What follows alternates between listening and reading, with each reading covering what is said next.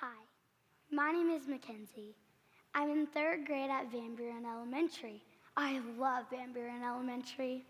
But one time I had to take a really hard test. It was a social studies test that had a very big map on it.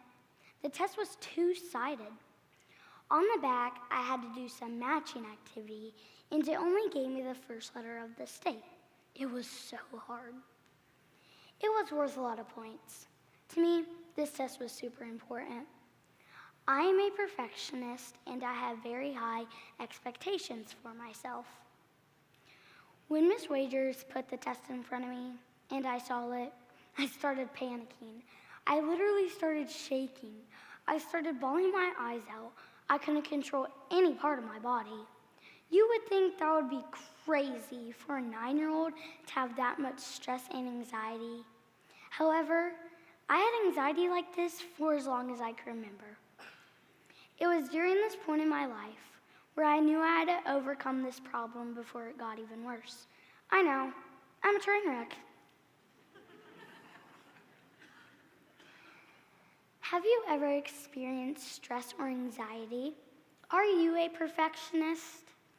Being a perfectionist can cause mental health issues that can affect your daily life. The things you should be doing, you aren't, because the stress and anxiety gets you down. You will miss out on a lot of activities because you were too busy being a perfectionist. As a kid, I will miss out on a lot of activities.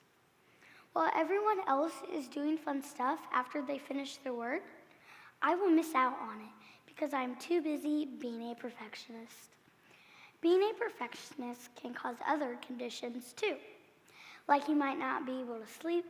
You might also have trouble concentrating because you are too busy thinking about that one thing. You have so much going on in your head, you don't know what to think, and that's a problem. Another thing is your appetite might change. You could lose your appetite, or you might start eating too much. Neither of those are good for your body. It might also be hard to rest and get your mind off of it because that one thing. If you want to change and not be such a perfectionist, here are some ways to help. Maybe you and I could try some of these together. Okay, so here are some ways that help me. I'm going to count to 3. You're going to close your eyes, breathe through your nose and out of your mouth 3 times. 1, 2, 3. 1, 2, 3. How did that make you feel? You could also take a break and go to a quiet place and take some drinks of water, squish a fidget, or even take a small nap. Another thing you could do would practice not being perfect. For example, see this picture? They are not perfect, not in line, and that is okay. Maybe try to do something that you don't have to do perfectly and practice being okay with it. Maybe try to draw a picture and practice being okay with it not being perfect. You could also practice setting goals for yourself that are more not perfect. So the next time I have to take a test, I will try being okay with not getting a perfect score. Just missing 1 or 2 questions is still all right, I guess.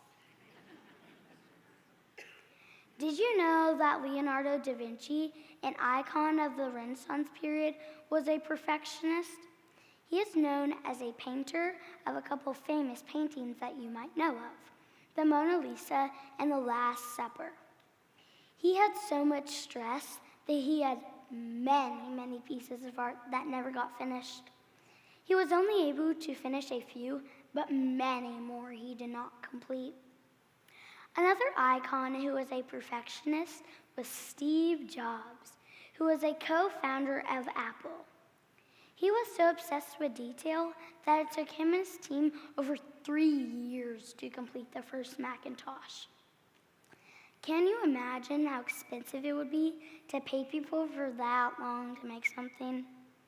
If you own a business and you are a perfectionist, your business might lose money. That is another reason why you might want to use some of these techniques I shared with you.